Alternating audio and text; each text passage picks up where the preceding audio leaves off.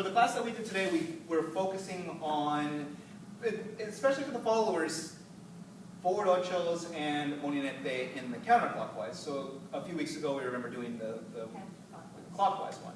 So we were doing the counterclockwise one. So we want to establish a couple things, first of all, for the follower.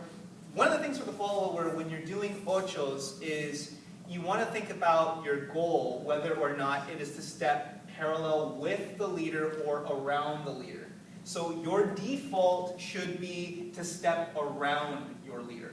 Because in this case, if I'm just standing still in place, then in order for Mary to keep equal distance from me, she needs to step someplace in this angle, not away. So she wants to step around me, right? So in this case, she's working around me, kind of in this 90-degree area here. But the question is, how does she know to step around me versus to step parallel to me? And the idea is, it's me as the leader. If I'm stepping with her, then I'm blocking her path to go around me, so she has to step parallel with me. So in this case, I rotate her, and if I'm stepping with, I'm like a blocker. She can't get around me. So she has to go along the wall that I'm kind of creating here, and we go together. See, she can't go, I'm blocking it, so she's going to go with. As a leader, what am I doing?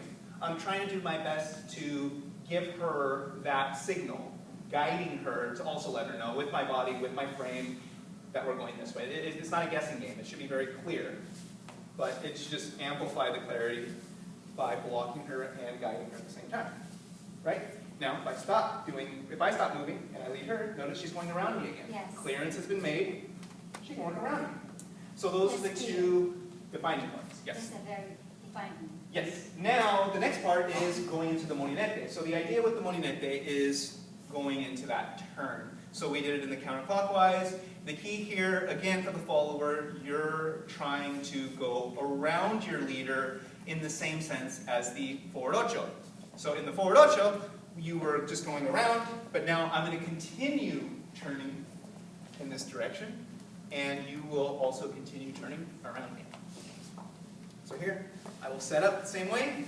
I'm going to stay put, and I'm rotating my body, my frame, everything, and the follower is just rotating around me. I'll keep this to only two so that we don't get too dizzy. And this is good practice. Usually try to just do one, no more than two, I'd say. Otherwise, it starts getting a little bit crazy in the head and dizziness. So now we've established when we're going around, continue. Leaders, never stop following, never stop following. Always remember, the follower needs some indication, some energy to drive the step. If we stop, she's going to stop. It's like we're killing the ignition, so continue rotating. Okay?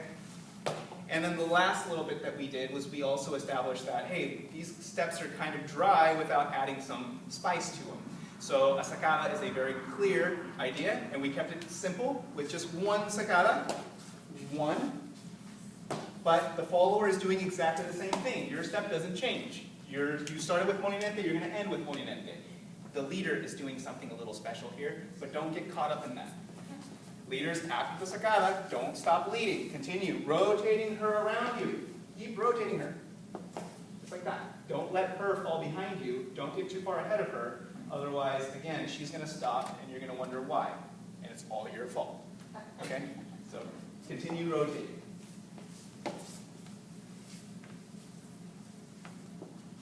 Square. And we're out. And that's pretty much what we did. Thank you, guys.